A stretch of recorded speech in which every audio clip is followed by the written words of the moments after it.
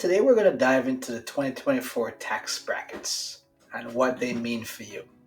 This is my research tool and they send this to me every year.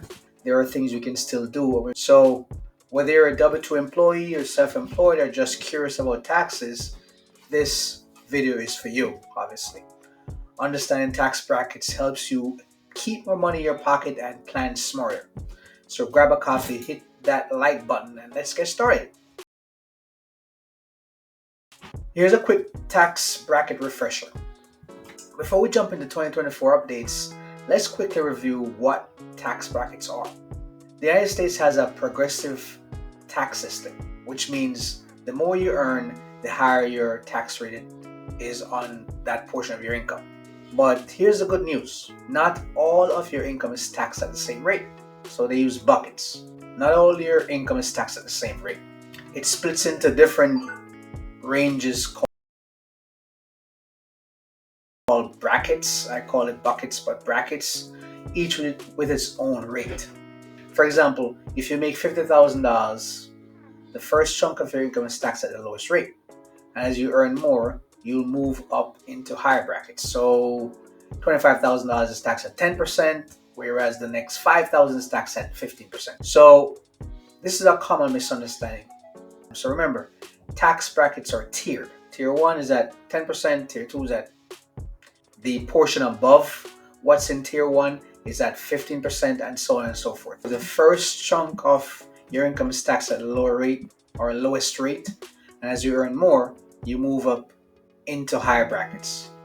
But only a portion of your income gets taxed at the higher rate. This is a very common misconception out there, and you're not getting taxed at the same highest rate for every dollar of income that you have. Okay, so let's talk about the 2024 tax brackets. Now, the IRS has made adjustments for inflation, which means the brackets are slightly shifted upward. So a larger amount of your income is taxed at the lower levels or the lower tiers. So that's really what tying the brackets to inflation does. Inflation is eating away at your buying power. Okay, let's break it down. For single taxpayers or filers, at 10% on income up to $11,600, and then 12% on income from $11,601 to $47,150. Then 22% on income from $47,151 to $100,525, and 24% on income from $100,000 to $191,950. 32% on income from $191,950 to $243,725.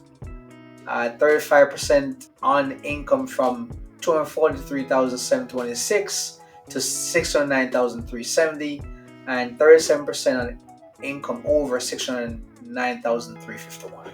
Okay, so if you made $1 million, only the difference between $1 million and $609,000, which is about what, $391,000, would be taxed at 37%. If you're filing jointly as a married couple, the tax brackets are roughly double the amounts I just went through. The highest rate of 37% applies to joint income over $731,200. Okay, the key takeaway here is that these adjusted brackets give you a little extra breathing room compared to 2023. For example, if you're earning $60,000, a larger portion of your income will now fall into the 12% bracket instead of the 22% bracket. Okay, so how can you use this information to your advantage? Check your withholding. Again, it's at the time of this recording, we're in the middle of December. I probably should have done this before, but in any event, it's still gonna be useful information. I'm gonna get this out to you in another day or so you can still check your withholding, and if you're under withholding, certainly adjust that upward to take into account the higher tax that you would need to pay, because otherwise you're looking at potentially paying penalties and interest. And same thing if you're self-employed or if you have other types of income, check the withholding on those or estimated tax payments to make sure that when you do make your last estimated tax payment, which is going to be around January or so, middle of January or so, I think it's January 18th, then you would have adjusted for that and save yourself some money. Okay? So if you have a big tax bill last year, adjusting your withholdings now could save you from a surprise next April. If you're expecting a raise, or if you had a raise this year, or earning more from a side hustle, let's say Uber, Lyft, or something like that, plan ahead. Understand where your income will fall within the brackets and consider tax saving strategies like contributing to a retirement account. By the way, you can still do that, contribute to your retirement account. Clearly, you have a couple of days to do that.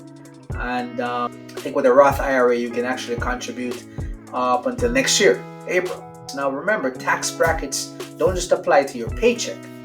If you have investments or real estate income, knowing your tax bracket can help you time when to sell or make adjustments. And you probably may have heard about tax harvesting. That's where if you have losses, if you have a gain from a prior year or a gain currently, you may want to sell some underperforming stocks to offset the gain that you currently have. Again, you have a short window as of this recording, but it can still be done. Okay? Small moves like increasing your 401k contributions or using tax credits to drop you into a lower bracket and save you thousands of, or even hundreds or thousands of dollars. That's definitely a good move if you can do that before the end of the year. Now here's some misconceptions about tax brackets. Earning more money is bad because it pushes you into a higher tax bracket. The reality is only the income above the bracket gets taxed at a higher rate. Not all the income gets taxed at a higher rate. So again, if you made $1 million, the entire $1 million will not be subject to a 37% tax rate. Tax brackets include deductions and credits. Tax brackets apply to your taxable income, which is your total income minus deductions like the standard deduction or itemized expenses. Does not include credits. The 2024 tax brackets are out, and now you know how they work and how to plan ahead.